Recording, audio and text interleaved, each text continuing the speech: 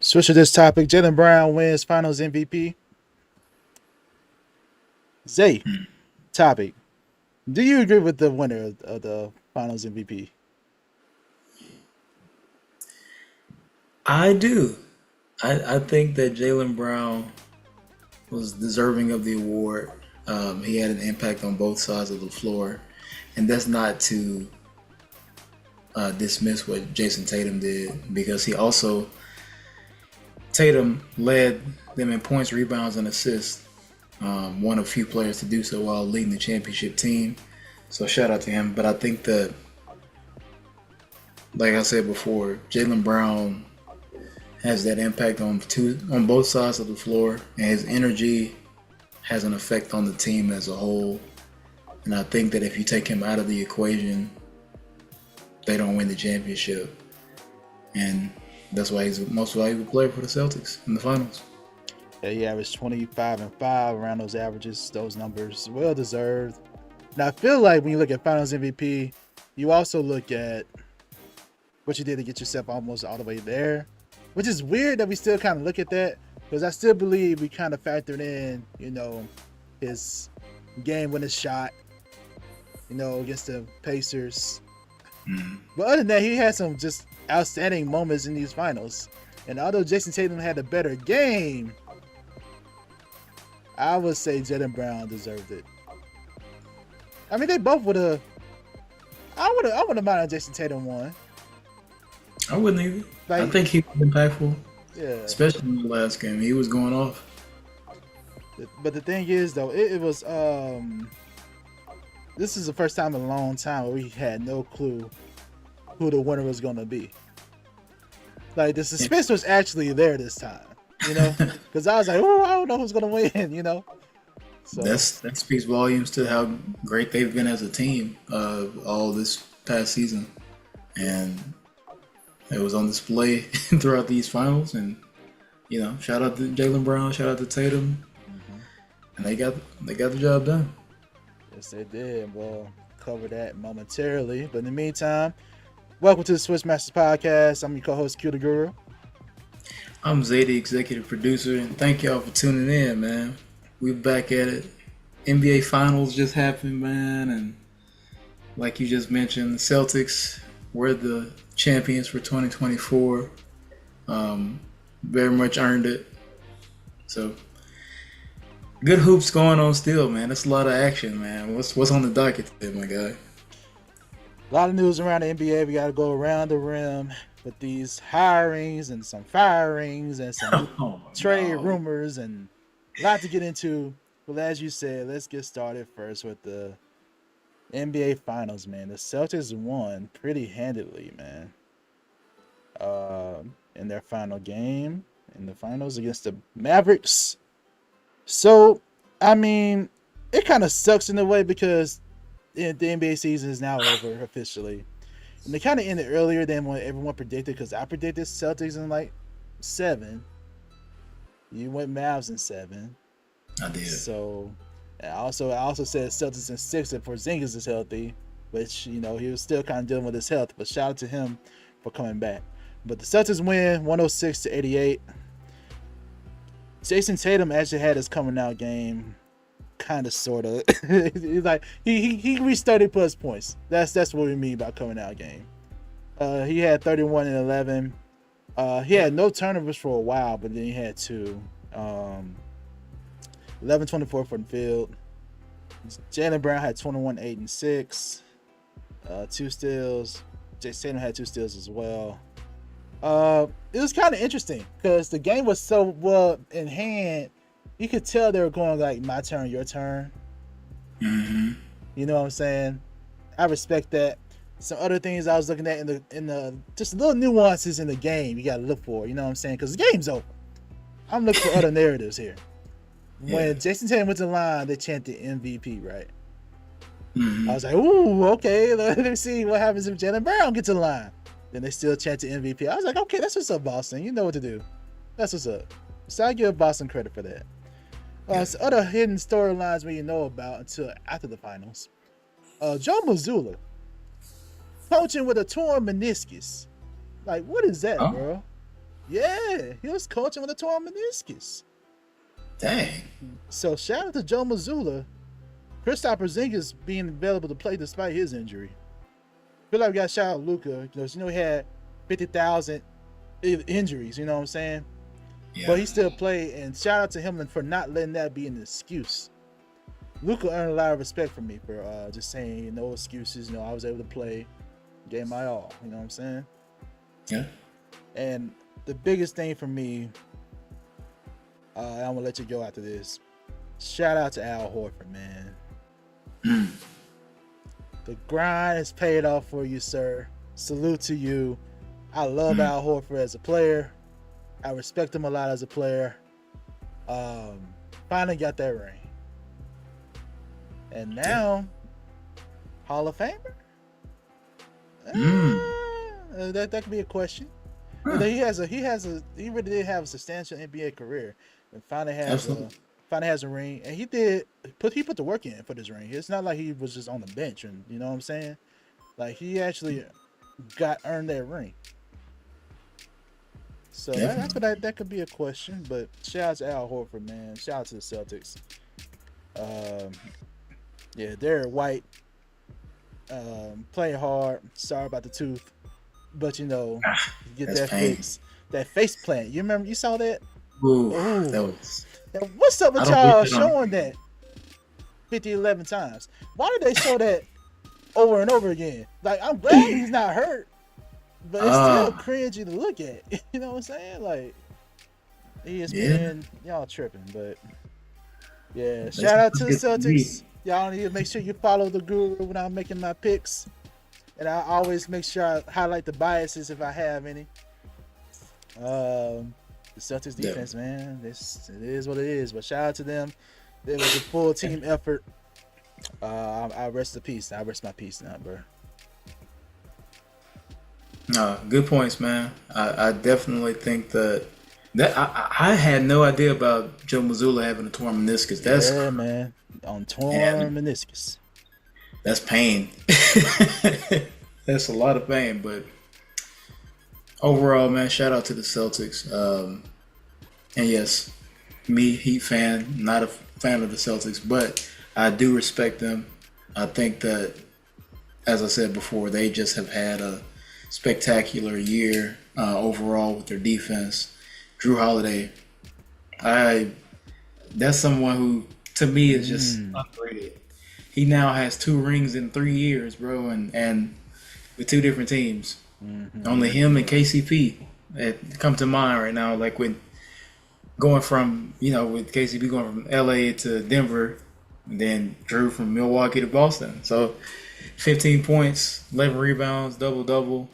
We talked about Tatum and Brown, but like you said, Derek White going out there fighting, giving it his all, chipping a tooth, getting absolutely destroyed in the face. Porzingis coming back, battling through. Al Horford, just to give a real quick shout out to Al Horford for sure. Definitely somebody who has been in the game a long time, and he was looking at a drought, and he got his ring. So congrats to him. Definitely someone. He was like second longest without a ring or something like that. Yeah, I was like, it's tough. Yeah, but got that, you get that weight off your shoulders, you get some new jewelry. Definitely someone I think that I respect because came into the league as, just a post-up player, primarily developed mid-range, developed the three-pointer, ball handling. He stayed relevant in the game, especially with how it is now. You have to be able to do pretty much everything as a power forward, center, whatever. And definitely someone who I think commands the respect of his younger guys. Tatum and Brown, we saw a moment where they embraced and everything. Jason Tatum and Al Horford. But yeah, man, I think that Celtics did their thing, man. They were solid all year, great perimeter defense, and handled business at the end. I'll put it this way: I'm not even gonna lie. I know what you're about to talk about. I'm not even gonna lie to y'all though. So game 5's happening. I'm watching first quarter, second quarter. All right, I get the sense like, all right, I start to feel I'm like, Mavs don't have it tonight. They don't have it tonight. So I kind of felt it like in the first half, and then Peyton Pritchard hits a half-court buzzer beater, and they go up 21. I'm like, ooh, yeah, that's it. that was a nail in the coffin. Like I don't think they're coming back from here. I mean, they chipped at the lead, but they never got it back down. No. And like I said, I'm gonna be honest with y'all. Halftime happened. Your boy went to sleep. Your boy fell asleep on the couch, head laid back. The next thing I knew, I woke up and Finals MVP Jaylen Brown. I was like, oh, I missed the entirety of the second half, and yeah, it was at that point it was over for Dallas, and it sucks, but I had a long day. So I got you. Yeah, this was on a Monday, so it was on a Monday. I will say this though, you didn't miss a whole lot. The thing is, the same thing. The role players didn't really step up. Well, Josh Green, he was balling. 3 threes in the first quarter. You remember I said in our prediction show, I was like, "Yo, who's gonna be that third person?" Yeah, he was on his way to being that third person for me. I was like, "Okay, I see you." Even Derrick Jones got involved. The only thing is, Lively and Gafford were limited again. Only had 8 points combined. Kyrie, I'm just gonna say it now, bro. It is what it is in Boston. There's just something there. It is what it is. But I don't think that really impacts Kyrie's legacy at all. Kyrie's legacy is set to me, and he had such a good positive season that everyone views him in a different light now, despite the off the court stuff. So I think overall he had a successful season. The Mavericks as a whole had a successful season because who thought they would be here? So if you're a Mavs fan, lots of love and respect to you and your franchise. Luka, I think he has a lot of growth to do. I feel like if he puts the work in, he'll get it done and he can be back here easily. There's a lot of noise over the past couple of days about Luka's flaws, and I'm not going to really hamper on that. But he can definitely get better. And I can see him getting better. But yeah, man. So Zay, before we move on from this topic, what I said when I was they don't even have the parade yet, so I'm gonna save that for later. I was gonna ask you who's the best player on the Celtics, but they ain't had the parade yet. I'm gonna let that question just be out there. We'll get to that another time. I don't want to ruin the Celtics momentum or day or Celtics fans day. Y'all deserve this time. Y'all parade is tomorrow on Friday, so shout out to y'all. I will ask you this though: do you think they can make another run at it? Should they be the favorites to win this year? Should they be the favorites coming out the East? Well, objectively, outside of Miami, outside of Miami, yes. I definitely think they are geared up to go at it again if they keep the team as constructed. Yeah. And no one has a significant drop off in play. They definitely have the ability to go back. I will say, I don't think the road is going to be as smooth this time, based on injury status of certain players and just teams probably going to change in the next couple weeks with player movement. But I definitely think that based on how they're built, The only like question or the only hole in their team to me is the strength of the bench, and it didn't really matter this championship run, but I think that's where they would want to be a little stronger. Other than that, if they keep their core of Tatum and Brown, Derek White, Drew Holiday, Porzingis, Horford, they have a shot at it. I can't hold it. I can't hold it on that one. So Yeah. I think they have a chance to go back. All right. Outside of Miami, but Of course. I would say this though. You want to look at a suitable big, or at least who can be that big at the Al Horford leaves, because right now Al Horford said he'll return. yeah, But I'm not sure that'll be the thing, because he can always change his mind. yeah. So Al Horford will return, but I think they still need to invest in the front court. Because you do have Porzingis, but you do have injury and health concerns there.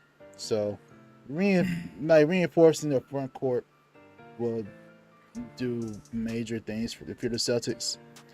Maybe looking at the draft as well.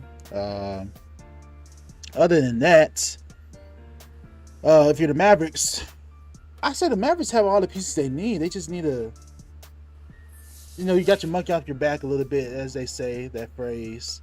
Your experience was like, and I feel like they should be fine, because I feel like they have all the pieces roster wise. Maybe go after another wing. Do you still want to keep your faith in Kyrie and keep that backcourt, or do you go another route? I say it works. It got you to the finals. Just keep it going. Just upgrade it here or there. So that's my recommendation. Just build on what you got, and everybody will naturally get better. I will say, if Kleber doesn't, all right, the two main issues, Kleber and Hardaway Jr., you're paying them, like you didn't get the value out of them like you were supposed to. So really evaluate those two over the summer and off season, and go from there. I've been hearing rumors that they're gonna draft Bronny. And if you draft Bronny, that means you got LeBron. So hey, that upgrades your front court. I mean, that upgrades the front court for sure. You got LeBron, small forward position. So I don't know, hey. It's interesting, man. The draft will be very telling, I think. Yeah, that's the next piece of major stuff, bro. This draft. This draft, boy, yeah.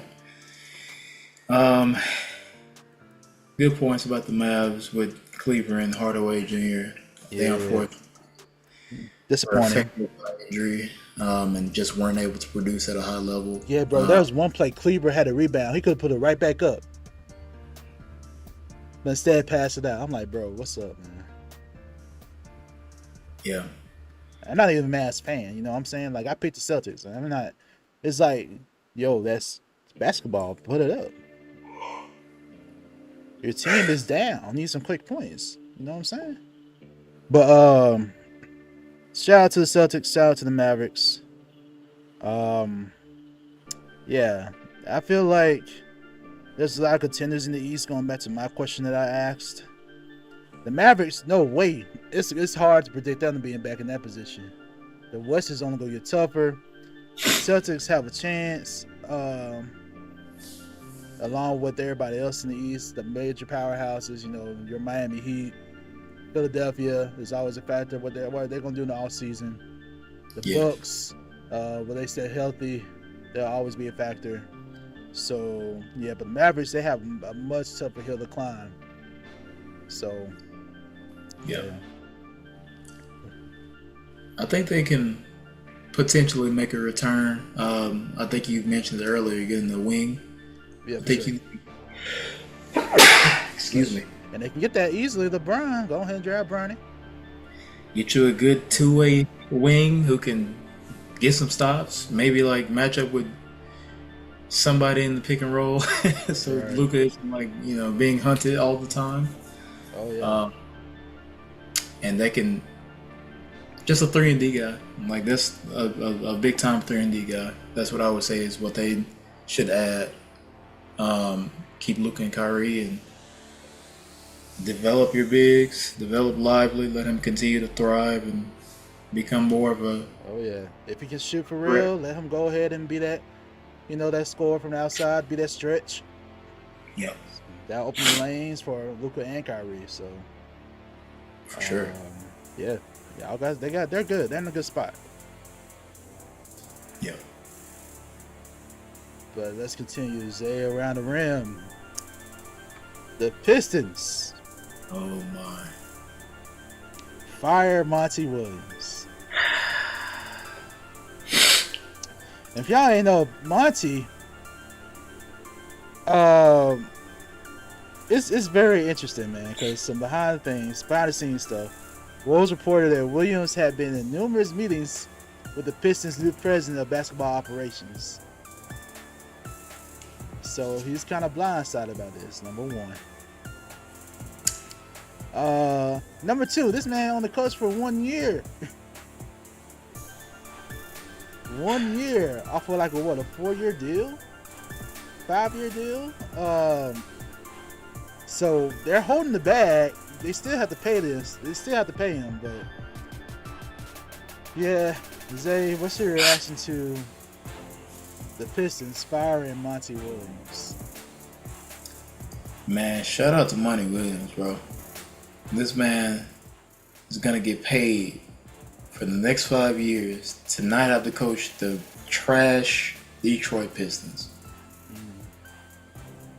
Why? My question is why?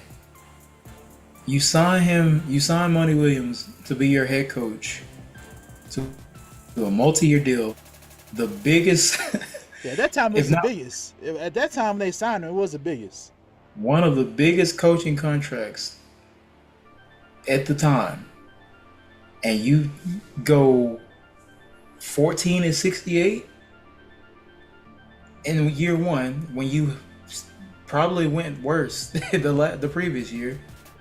And like it was one and done for 5 years, $65 million plus left on the deal. Why? You're paying him for nothing. You paying him to live his own life outside of Detroit at this point. Like, why? Y'all haven't made the playoffs, but when was the last time the Pistons made the playoffs? Because I know the last time we won a playoff game, 2008. The last time they went and won a championship was 20 years ago. Monty Williams, 2021, went to the finals. 2022, coach of the year. And 2 years later, he's fired after y'all signed him to a 6-year deal for $80 million. What's the point of that? Well, it's not like the Pistons had a championship contention this year, because I don't think anyone was expecting them to even make the playoffs, which they didn't. And you know what happened with Phoenix in 2020? They didn't make the playoffs. But then what happened the next year? They get Chris Paul, Monty Williams, Devin Booker. What do? Go to the finals. And his first real year as the coach. And then I don't know. I don't know if people just don't like him or what, but it's crazy right now, bro. I don't know. I don't understand. I will say that it's tough because you lured him there in the first place with that 6-year offer. He had some personal things he was dealing with, but he still signed on to coach you and coach the squad. Now, anyone, all coaches are trying to figure out the roster. There's always questionable decisions sometimes the coaches make. It's a role that you'll adjust based on what you have in the locker room. So I don't know what the expectations were for the Pistons. Did they expect to be a playoff contender? I doubt that. I sure they expected some improvement, but you need at least a year for the coach to put his system into place and then see what the gains are. You can't just go off of just 1 year. This is a sudden shift in scheme and everything. It's not going to work automatically. Players got to adjust to it. The coaches got to adjust to it. You know what I'm saying? Like, you can't just go off that 1 year. So I do know you have a new president. Sometimes the president, the ownership wants to implement what they want to do. So I get that. But at the same time, are you setting your franchise back again? You know? And Monty, I would say this. If they want to focus on development, I will say that maybe there are better options out there for development. You know what I'm saying? I see Monty as that coach I see him as a championship caliber coach. You know what I'm saying? Like, he's more so a coach that you want if you're trying to get to another level competitively. You know what I'm saying? So, but the Pistons knew that going in. You gave them 6 years. So, I don't know. You know what, man? We actually shouldn't be surprised. You know why? What's up? Dwayne Casey. Oh, yeah.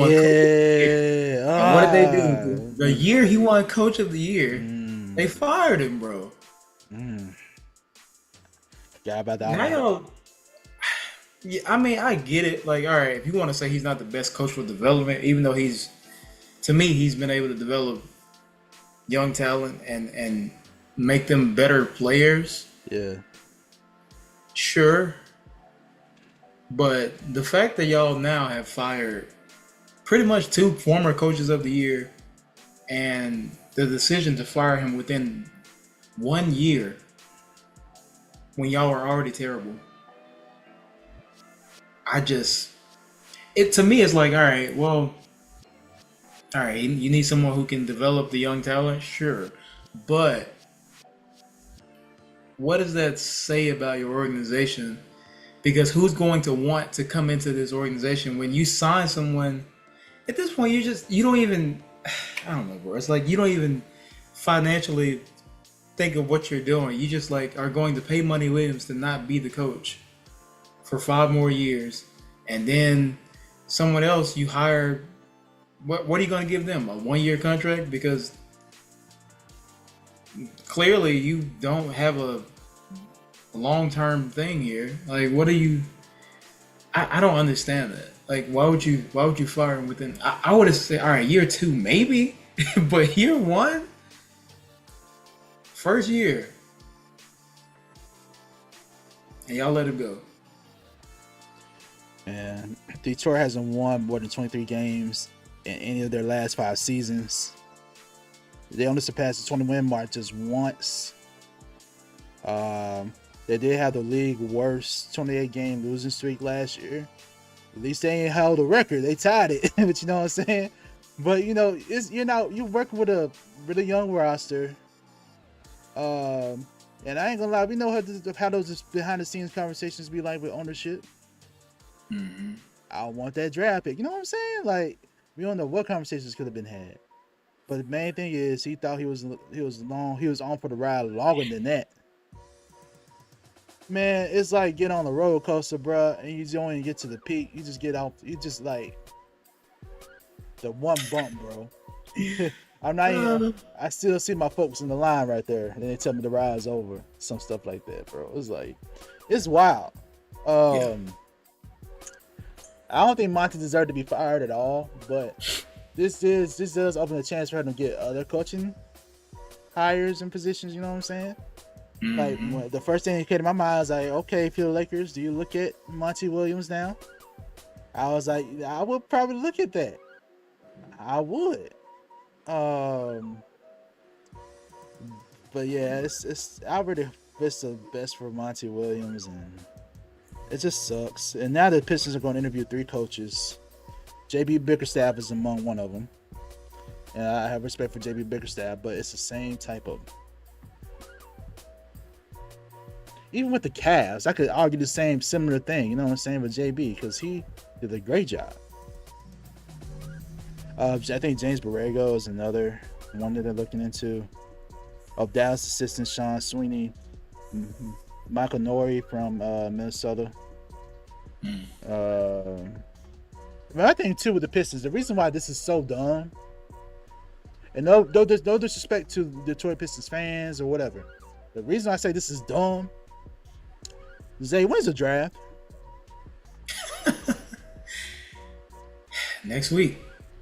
And you fire your coach when? Like, yo, right before it. This is dumb, man. This is why this is so dumb. Like, I don't care. Why not fire him after the season's over? If you wanted to do this, you could have did it. I agree. That's pretty. I don't know. You just kind of put yourself in a bad position, bro. Like, what are they? Now you got to go into the draft, and then you bring in a coach afterwards, and now they have to figure out what to do. I don't know. It's like you're putting more stress on the future coach at this point, and they're still not going to be good. I'm sorry, but it's just like, man. And to be fair, you know, you had his new president. He was hired like 3 weeks ago, right? Yeah. And you know, he cut ties with the GM, and most of the time you see that, it's like, all right, Changes maybe now are coming. changes are coming. But why not cut ties 3 weeks ago? And again, you had this man in meetings with you, so of course he was blindsided. So yeah, man, that's why it's dumb. It was dumb to wait this long. Just do it in the beginning. And now, who are you gonna get? Because at first they were eyeing JJ Reddick as well, the Pistons. We'll get to that in a second. But they were eyeing JJ Reddick. I just mentioned they're looking at JB Bickerstaff and some other candidates, but it's like it's mind blowing.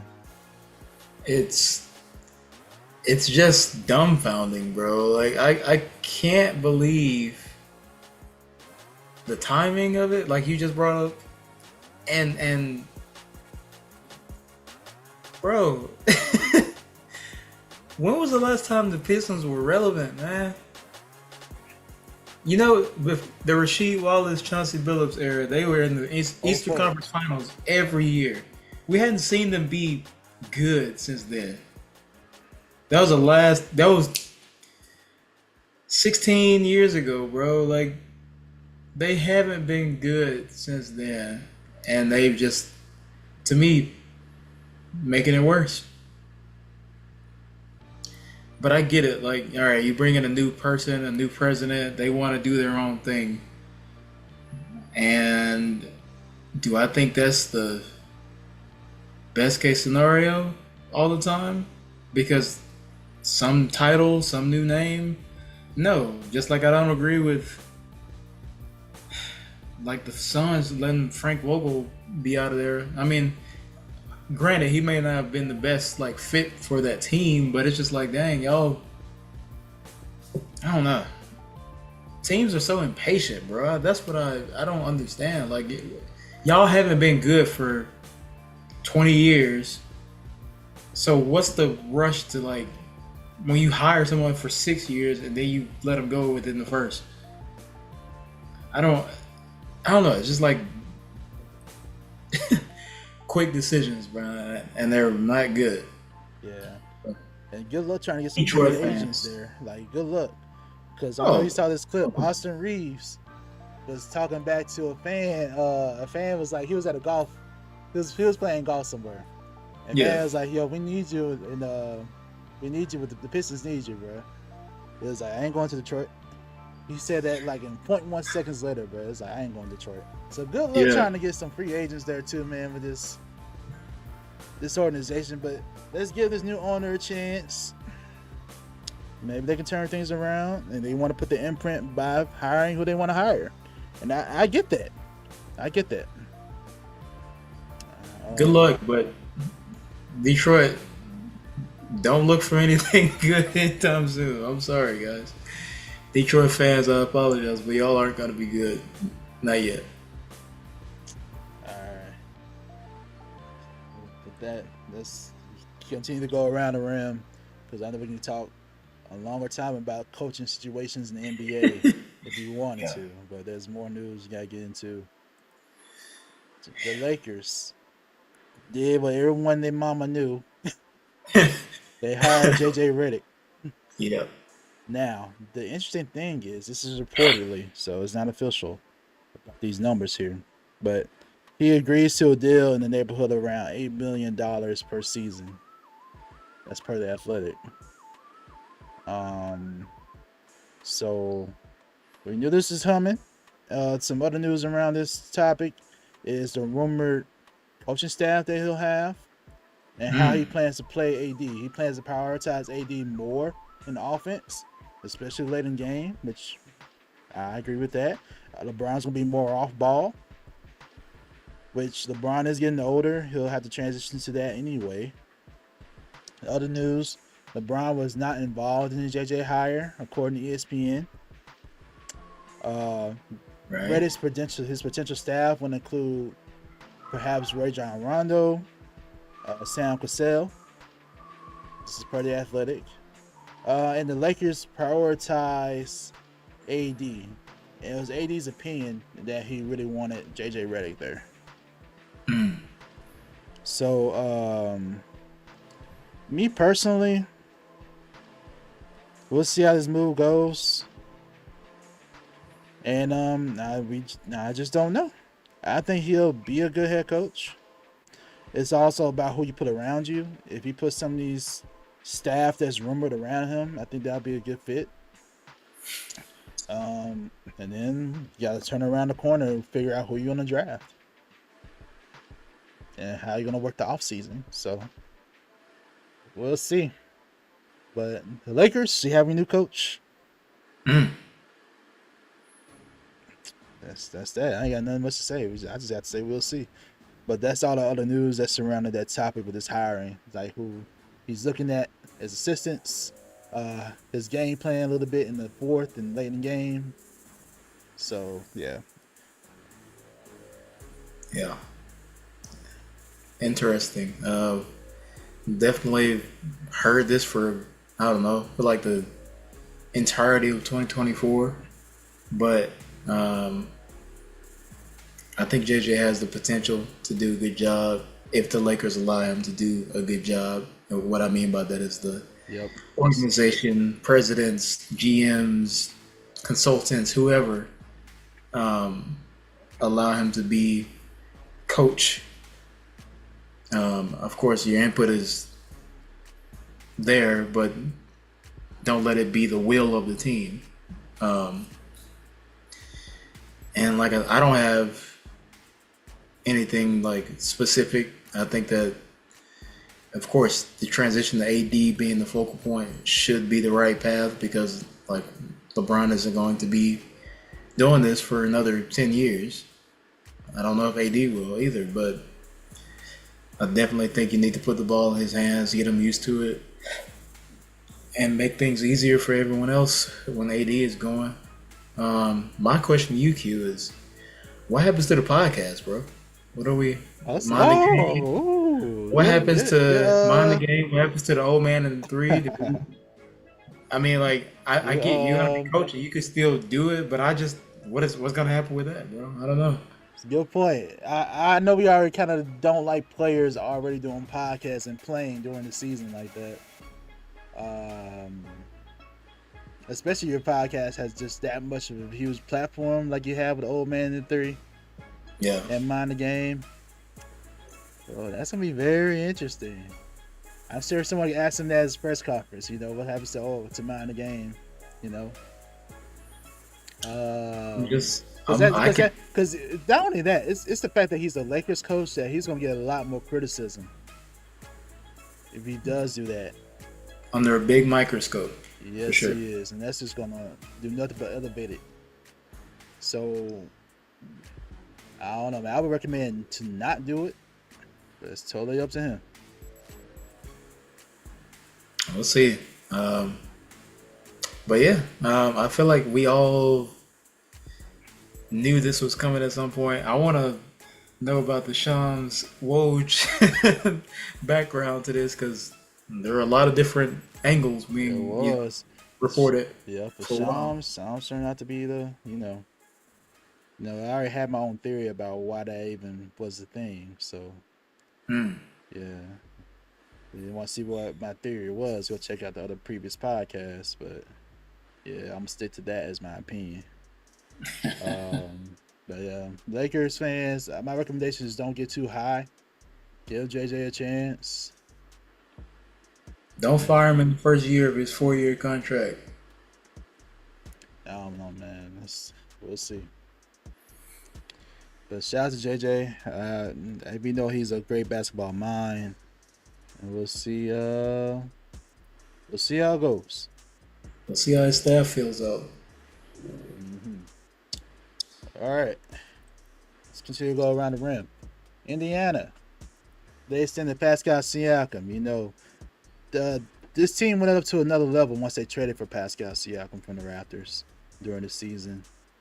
And he just became another person. Just get the ball to, go give me a bucket.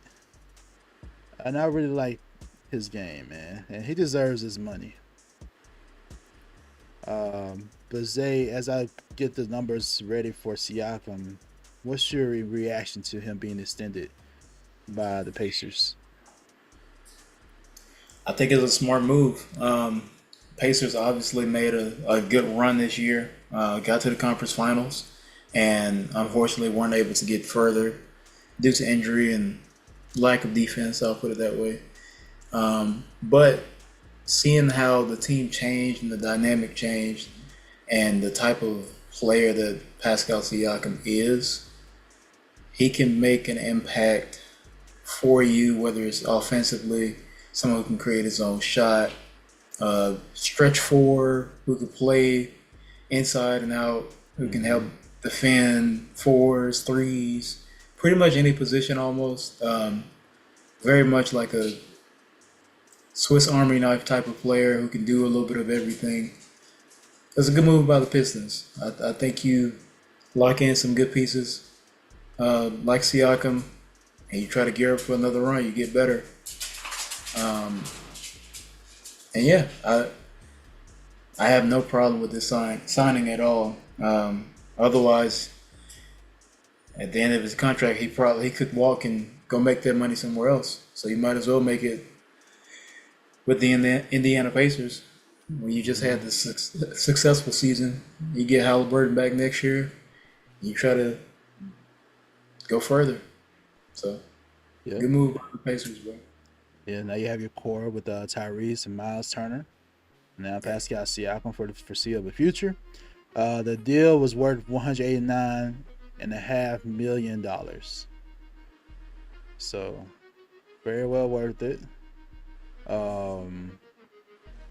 Yeah, man. I like it. But shout out to Pascal Siakam, well deserved. His averages were 21, 8, and about 4 assists in a short time with the Pacers. And those averages stayed around the same in the playoffs as well. So he's a reliable scoring option for you, as they said. This is also an all-star. This is also a champion. I think a lot of people forget that. So he knows what it takes. He's been there before. So we'll see if the Pacers can get there as they try to contend for maybe a top 3 seed. Maybe. In the East. We'll see. Yeah, we'll see. But I like it. Let's continue to go around the room. This is some news to maybe allow you. This is probably going to go under the weather, under the rug a little bit. But because I'm an OKC fan, I know. So Caruso was traded from the Bulls to OKC. What we gave up Josh Giddey in the trade. Now, if you've seen this in the playoffs, you should know that Josh Giddey is somewhat of a reliability on defense a little bit. I'm still respecting Josh Giddey's game. If he needs to be effective, he needs a ball in his hands. But it's tough to do that when you have Shea as starting PG. And you don't want to necessarily bring Josh Giddey off the bench because he's already so valuable. You know what I'm saying? Because we invested this capital in him in that draft pick. to not, we want to start him. So, and he's not really so much just a catch and shoot player. He still needs to develop that part of his game. But he's so effective with the ball in his hands. And I think this is such an effective trade for both sides. Because in OKC, we get a defender and Caruso. So our perimeter defense is gonna be tight, man. And you got someone who can shoot that ball, bro. I love this move as I'm talking about it right now. So you got Shea at the 1, Caruso at the 2, Dort at the 3. I dare y'all to try to. Ooh, it's over with, man. The perimeter defense is gonna be tight. It's over with. Anyway, shout out to Giddy. We appreciate you the time you spend in OKC. But I love the move, man. And if you're a Chicago fan, you should love it too. So straight stoner, you should love this move, man. I'm telling you, Giddy. You don't know the reliability of Lonzo Ball. You don't know his health. You know what I'm saying? This gives you a reliable playmaker. You know what I'm saying? So yeah, overall it's a good move. I will say this though. He had a little bit of some PR stuff off the court this past season with Giddy, which just hasn't really been resolved yet. But I don't really know because OKC's PR team is so good. So we didn't hear nothing since then. So I don't know how Chicago's PR team is, but that could be a thing. I ain't gonna lie. I don't know, but hopefully it's not. But because Giddy seems like a good guy on the surface of everything. But there you go. I love the move. Thank you, Chicago. And y'all ain't asked for a pick, which is wild. Because we had picks for days. I really thought we gave up a pick. But it was just a straight up trade. Yeah. And I thank you so much. And we're gonna send Caruso, deservedly so. We'll give him about an $80 million extension, which I'm cool with, per Woj. Yes, sir. This is gonna be I love this move. Yeah, man. And I just can't believe no picks. That is wild. Presty, the GOAT. The GOAT. No picks. One of the best in the business, man. Yo, he fleeced y'all. I ain't gonna lie, y'all. Thank you, Chicago. Thank you, Chicago. Yeah, man. Not even a second. That's wild. No picks. I would at least throw in a second in there because Giddy's worth the first first round pick. You know what I'm saying? No second. Yeah, yo. Woo. Straight up. Presty. Shout out to Presty, bro. Yeah. Don't do trades with Preston, man. Preston, call your front office.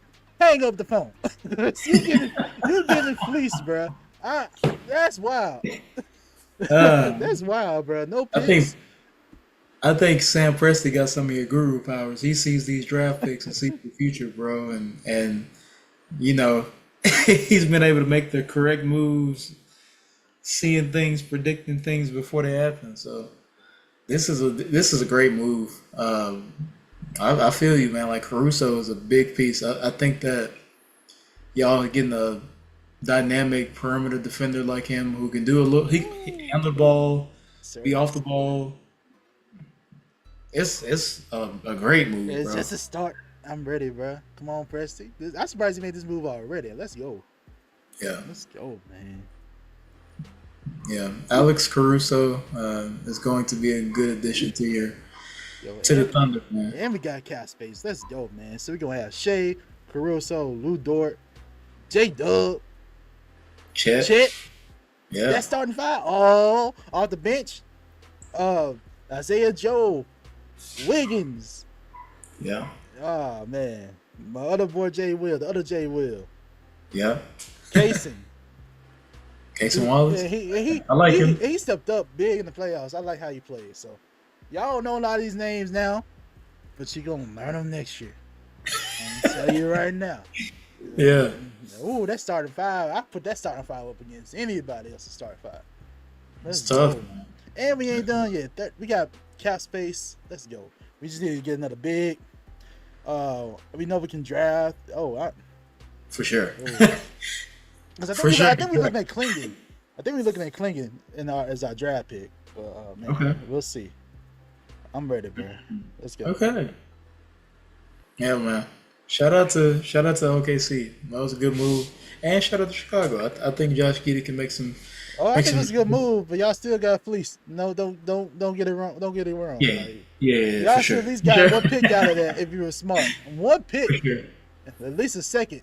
Y'all ain't getting no picks. That's wild. Yeah. That's wild, bro.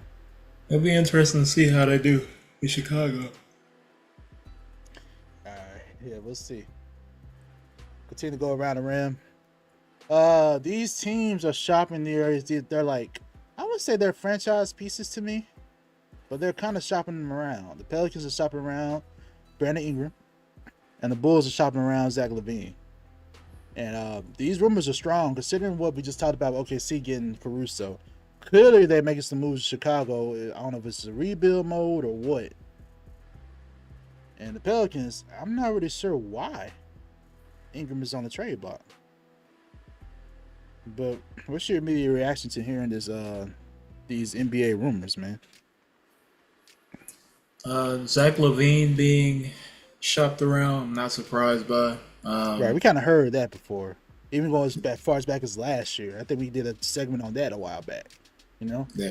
So that's not surprising. Yeah. But I'm surprised by Ingram. Yeah. BI is a strange one. I feel like he's done well in New Orleans. Obviously, they've had injury issues with him these past couple seasons, but when he's healthy, he's been all-star level talent. And you have him, Zion, CJ. To me, I want to keep them together. I like that duo, and they should be trying to get, to me, a point guard who's more of a floor general, make things easier for CJ, Brandon, Zion. That's what I would be doing. So I don't really get what their angle is for BI. And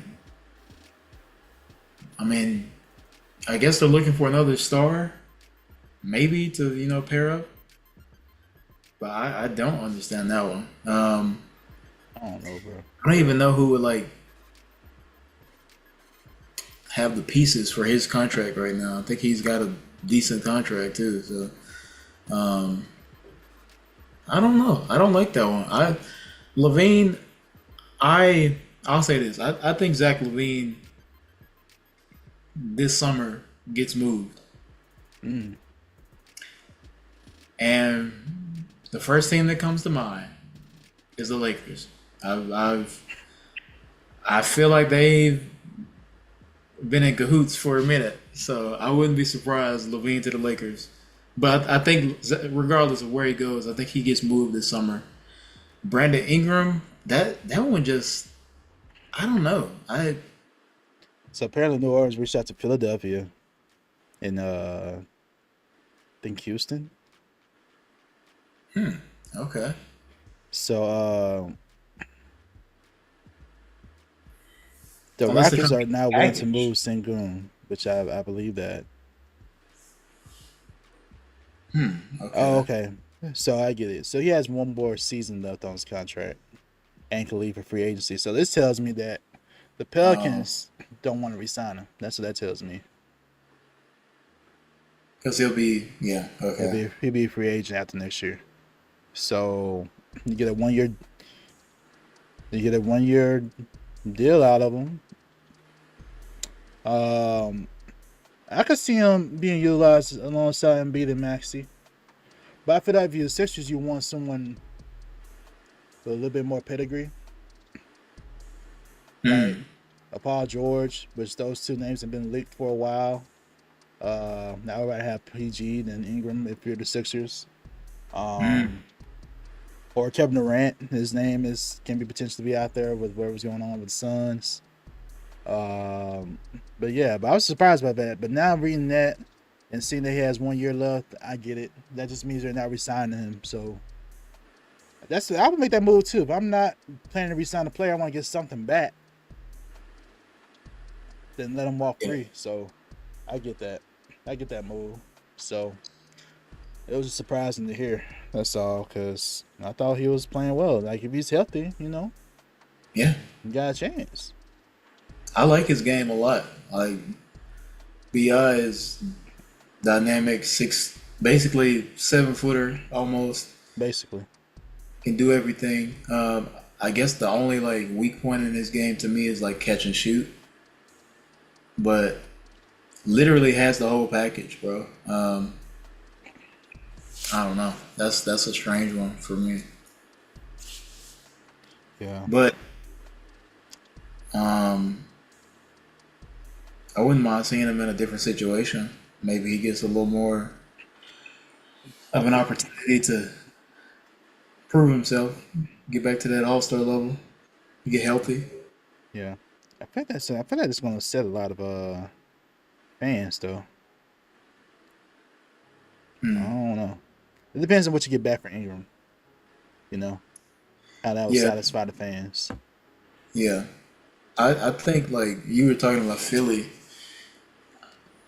Obviously, I think they're trying to ship Tobias Harris. But I feel like if you're New Orleans, if they want to trade with a team like Philly, they're not going to trade Embiid. They're not going to trade Maxey. I think those are No. safe to say that no, they're not going anywhere. But you might try to get like a package of players. You know what I mean? Like you get Harris and a couple other, like 2 or 3 other guys, and Bi, maybe one other player, some draft picks. Yeah.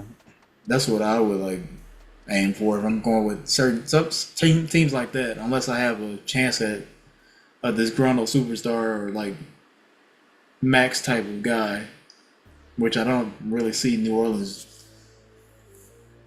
doing right now. I don't know. Yeah. I would say this too, going back to, we ain't really talk on Levine. We know we both weren't really surprised by that. Yeah. They put as many as about 15 offers out there, or proposals, according to AC Johnson of NBC Sports Chicago. So that's a lot. That means they really trying to get rid of this man. Like 15 offers? Yes. Bro, the championship was Monday. They've been working every day. They put as many 15 proposals out there, bro, surrounding Zach LaVine. So that lets you know the relationship has run its course.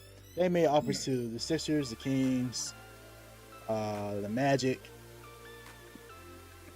I kind of like that Magic fit. That's what I was thinking the same thing. Yeah, I kind of like that Magic fit. But there's just really not a market for Zach LaVine, according to Woj, and it's kind of tough. We'll see. We'll see what happens, man. We got injury issues with Zach LaVine. So there's some concerns there. It's just it's tough. I feel like we're at a major point in Zach LaVine's career now, based on what happens next. You know what I'm saying? So, yeah, because at one point you seemed like he was on this star trajectory now, but now it has potential to be almost like a journeyman if he doesn't get right with this next place. You know what I'm saying? So I believe he deserves a reset, though. And I would like to see him in a new spot. I don't mind seeing him paired up with Paolo and Wagner boys and Jalen Suggs. I think that's a good core, but it's like who you give up though. I say if you're Magic, just give us some picks straight up, maybe, because not a whole lot of picks, maybe 2 picks, a first round and a second round. Yeah. And I don't know what the money situation is like. I feel like the Magic have cap space because this is a pretty young team, so they should have cap space to make it work. But again, I haven't dived into the details, but I would like to see him over there. Where would you like to see Zach LaVine go? Not Zach LaVine, but Brandon Ingram. Where would you like to see him go? I think that he could be.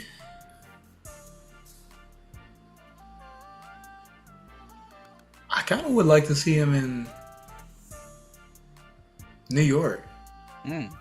Brunson? Okay. I think that the way that Tibbs runs those guys, giving Bronson a break, someone who can get their own shot. Obviously, Julius Randle's coming back. All right.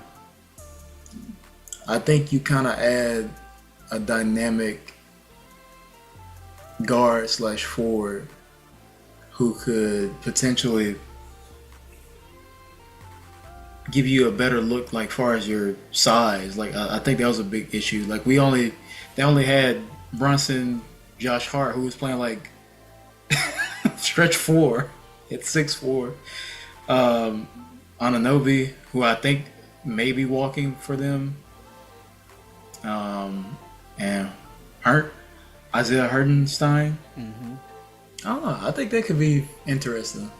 It could be. I see how the money will work with that too.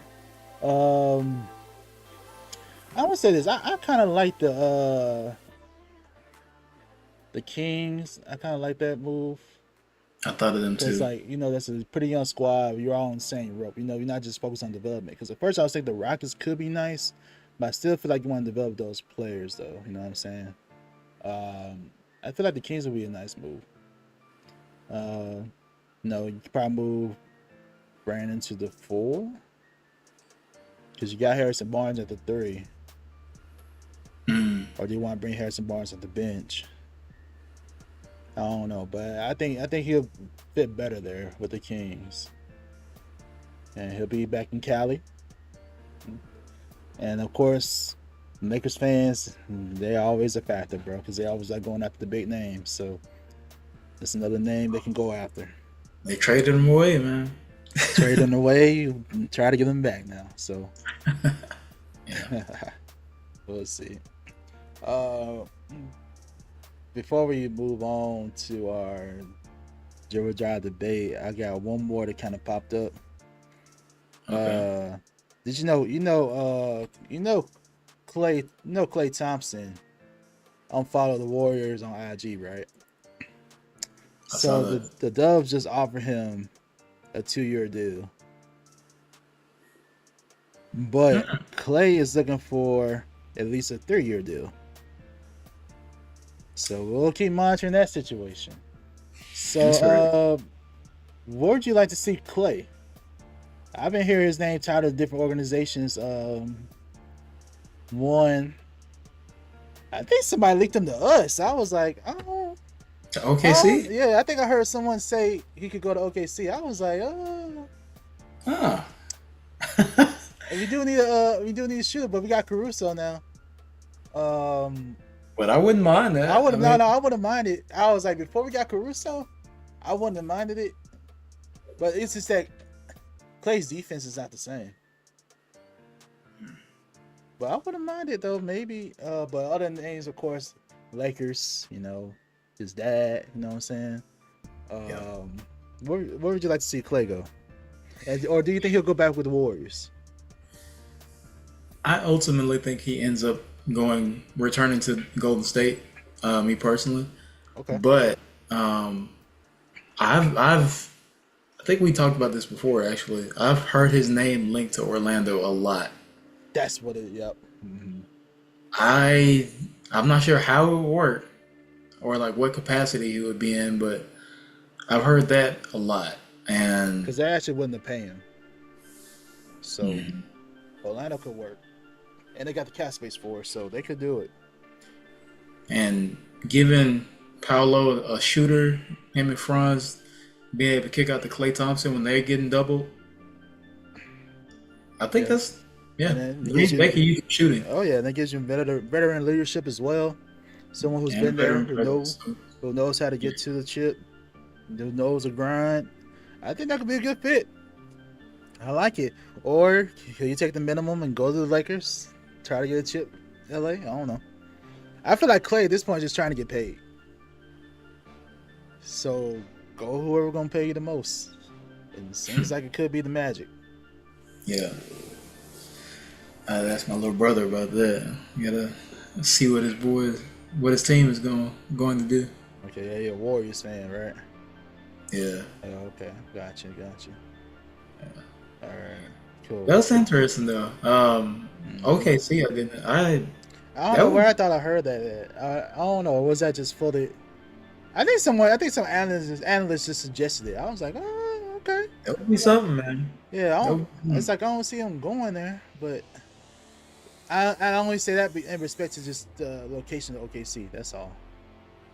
Ah, You know what I'm saying? That's it. The Magic, that's still Orlando, Florida. You know what I'm saying? Yeah. But could work. We'll see. We'll see. Get into our draft debate. The finals are over. Jaylen Brown won Finals MVP. New champion is crowned. So we gotta ask this question: who is the best player in the NBA right now? Right now. Right now.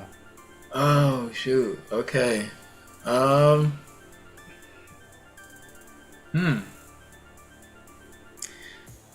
think I'm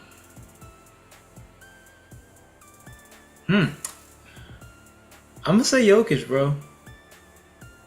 Okay. I'm gonna say Jokic. Because okay, go ahead. obviously Nuggets were eliminated by the T-Wolves, right? But Jokic still, throughout the course of the season, was getting to his bag easily.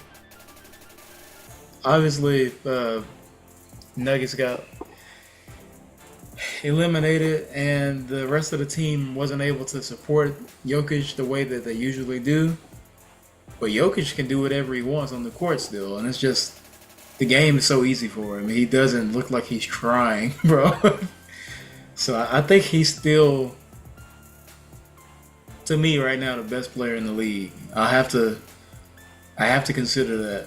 Obviously, a lot of ways you can go with it, but I think Jokic overall, his impact on the game and just being able to do it and look like he's not even trying, I got to give it to him, bro. All right. Oh, He's pretty durable. He is pretty durable as well. That's true. This is a tough question. It's so tough. he says because he didn't pick nobody from the winning team. You know what I'm saying? If it's tough though, because I can't just say that Brown or Tatum is the best player in the league right now. I can't. I don't know why. It's just League wide, it's a lot of guys, I think it is. I think Tatum and Brown are amongst the best in the league, but I top wouldn't what give though? Are they top 10? in the league right now. Yeah. I'll give them that. I'll say top 10, Okay, top okay, 15. okay. Yeah. Hold on, I said top 10. You said top 15. Oh, I have to like sit and think more, but That's true. Off the top of my head, I feel like we need to give them credit. Like I feel like they can be top 10. yeah, I agree. I feel like they can be top 10. You got to give them that credit, bro. Because like I can give them top 10, but I don't see them being. They're not a one who's a top player though. Who's my top player, man? Let me see. Who's the best NBA? I do not disagree with the Jokic pick. I think your pick is gonna be my number 2. Really? All right. The person I want to say so bad, I can't really say he's number 1 because of how everything turned out. I would have been ready to say Anthony Edwards. Okay. I would have been ready, but this how they went out. If they made it to the Western Conference Final, if they made it to the finals and lost, I probably still would have said Anthony Edwards. You know what I'm saying? But they didn't get there, and it's just so I can't really go with him. I'm not confident with Luka yet. Giannis hasn't been in the championship talk in a minute, so I can't go with him. Can't go with KD. Can't go with LeBron. Can't go with Steph. So yeah, man, I'm gonna agree with you. I'm gonna say Jokic because yeah, I can't really deny you. I agree with Jokic, but like I can't say Shea because that's who I was. You know, I love Shea. No, I love Shea. It's just how things turned out. Like, okay, I can't. Now Shea to me is top 3. To me, I don't think that's everybody's else pick, but he's gonna win the MVP next year, in my opinion. He's gonna win MVP. Should have won it. And he should have won it this year. And he's gonna get further next year. So, and Shea didn't have really just a bad game either during the playoffs at all. So Consistent. He was very consistent. So I was like, that's why he's in my top. But I'm gonna go with Jokic though, just because he's a champion and he's a multiple time MVP already. Yeah, he won it. Oh, yeah, he won the MVP just now. I forgot. Yeah, so so it's like he technically is the best player in the NBA right now, considering all those things. Yeah. The reason I gave it to Jokic is just because of, like I said, he's gonna get to his whatever he wants. Pretty much, if he wants to score 30 or 40, he can. But that's not really like his thing. Right. But he impacts the court, the floor, everywhere. Yeah. Yeah, he's just not a liability on defense either. You know what I'm saying? Yeah. I'll say this too. If they got swept, oh yeah, I would have said no. No, I would put Shea up in there. You know what I'm saying?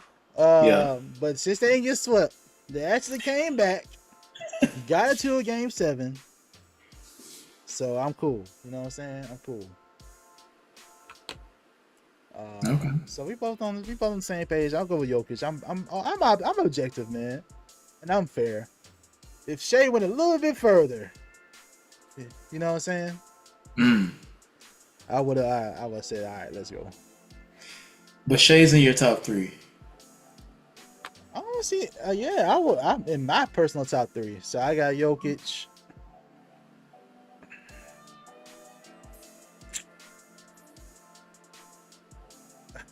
At my top 3, I want. Do I need to put it in order? I guess I do, since I said Joker is number 1. So 2 for me. Dang, it's a toss between Anthony Edwards and Shea, bro. I don't know. That's a tough one, bro. I'll give you mine. You give me yours, bro. If I'm out of those 3, I agree. I would say Jokic 1. Yeah. I'm gonna go Shea number 2 because he just smooth bucket getter consistently. Yeah. And to think objectively, he did get MVP votes, and Anthony Edwards didn't, so I can be objective that way. So Anthony Edwards will be in the MVP conversation. Oh, for sure. Next year, yeah. But the reason I'll give Shea number 2 over Anthony Edwards. Shea to me just didn't have like a significant drop off at any point in the season or postseason. And there are times with Anthony Edwards, like I love his game. I think he's going to be great for a long time. Yeah, I think he's still young, and he's still having these moments where I feel like all he has to do is really like stick to what he wants to do. I think he's like, he had some moments in the playoffs where he's, to me, just a little too indecisive, where he was like, all right, well, should I attack now? Or, you know, or he was gassed at some point. So that's the only thing about him. Yeah, I'm gonna put that up to gas, but yeah, you're right about that. He wasn't as consistent as Shea was throughout the playoffs. Shea is a killer. Shea is but bigger. Get to his spot, to do his thing. And I would say, I would put.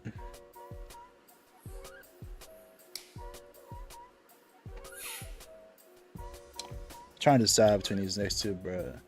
I would put. I'm trying to round up the top 5. You know what I'm saying? Okay. I feel like that varies for different people. So before I'm thinking about, do I want either Giannis or Joel Embiid right there? So for me, I'm gonna go with. Dang, Embiid's injury though. I'm not sure how it'd be next year. Giannis was hurt too, but he came back a little bit. I'll go with Giannis for 4. And I'll give Luka the 5th spot. I agree. Yeah. Just because Joel Embiid's injury, man. I don't know. But that's my top 5 for now. Joel Embiid would definitely be number 6. And I can understand if you're a fan, you put Joel Embiid at 4 or 5. I understand that. You have an argument. My question is just the health factor for this upcoming season. So, yeah, man. Then you got to look into like everybody else, like your LeBrons, your Steph, AD. You know what I'm saying? But yeah, man, it's best player we both got, Jokic. What do y'all think? Just best player in the world right now. Should it be Jason Tatum or Jaylen Brown with them being champions? We say no. Y'all give us y'all opinion. To be fair, Boston was the best team in the league. Exactly. So, for sure. And they do so well together. They're so cohesive as a unit. Like, I love that about them as a team. So, yeah, but y'all give us y'all thoughts and y'all let us know. But absolutely. Yeah. Now it's time for the final swish. Zay, what you got, bro? I was talking about her last week. Well, we were talking about her last week. I'm gonna talk about her again. Oh Lord! Shout out to Angel Reese, man. Okay. Hooping. Yes, sir. Almost leading the league in rebounds. Got the double record. First rookie Tina Charles to have 7 consecutive double. That's wild. And in her last game, bro, 16 and 18. Angel is hooping, man, and definitely want to give her a shout out for all her contributions to the game and what she's bringing to women's sports in general, man. Happy to see it. That's what's up, bro. He is only second in average rebounds across the entire WNBA to one of the GOATs in Asia Wilson. But Angel is making an impact immediately, bro, and I'm loving that we get to witness it in Chicago. Her being the number 7 pick, I think she's rookie of the year. Like, I'm gonna say it right now, she's my pick for rookie of the year. I think she's gonna get it. Like 16 and 18 as a rookie, and she's averaging almost 11 rebounds a game. I'm with it, man. So shout out to Angel Reese, man. That's my final swish, and just loving a hoop game in the WNBA is fun to watch right now. Nice. Overall, but yeah, shout out to Angel Reese, bro. Yeah, shout out to Angel Reese, WNBA. That's what's up, bro. My shout out is to some couple of NBA vets who are no longer in the NBA, but they're playing overseas. Dwight Howard, DeMarcus Cousins, and Quinn Cook are now going to play together on the Taiwan Mustangs per Shams. But shout out to what they're doing. Cousins, he led his previous team to a championship, and he won Finals MVP. Quinn Cook still balling. He's one of the top players overseas, so now they're all playing together. Best of luck to those 3 NBA vets as they try to pursue a championship in the Asian tournament that starts in July. Definitely, man. So yeah. Shout out to Dwight Howard, part owner in that league too, I think. Oh yeah, sure did. Glad to see it, man. I definitely think that those guys can probably still be in the league right now, but I think so too. Still doing it globally, which is big time. Oh yeah. Shout out. Yes, sir. Well, that's a wrap on the Swish Masters Podcast. We have a big off season ahead. The finals are over, but the off season just starting. Major trade with OKC. You know what I'm saying? Let's go. Let's see what these other teams are gonna do. You want to see what they're gonna do. You want to see reactions to the coverage and all this other stuff in the NBA. Follow us here on the Swish Masters Podcast. Hit that bell. Hit that subscribe button. We got a lot of stuff coming up soon. NBA draft, like you said, free agents, trades, firings, hirings. It's all going down immediately. NBA's wasting no time. So we'll be here, ready to go with all the action. Make sure you are locked in with us. Subscribe to the channel. Follow us on Apple, Spotify, Amazon, whatever you listen to your podcast on. We're there. Lock in, guys. Yes, sir. And thank y'all so much for your support. Appreciate y'all. Man. Till next time.